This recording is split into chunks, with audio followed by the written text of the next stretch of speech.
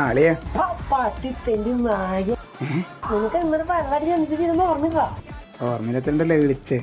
അയ്യോ ഇന്നലെ വെള്ളത്തിൽ ഫിറ്റായിട്ട് കച്ചിന്റെ ആളെ പറഞ്ഞിട്ട് ഇന്നലെ കനി വെക്കാൻ കണിക്കൊന്ന് തിന്ന് എന്നിട്ട് കനി കാണിക്കാൻ പോയപ്പോ മെമ്പറിന്റെ വീടിന്റെ ഫ്രണ്ടിൽ നല്ലൊരു വാള് ചോദിക്കാൻ പറഞ്ഞപ്പോ മെമ്പർ നീ മുണ്ട് പൊട്ടി കാണിച്ചു.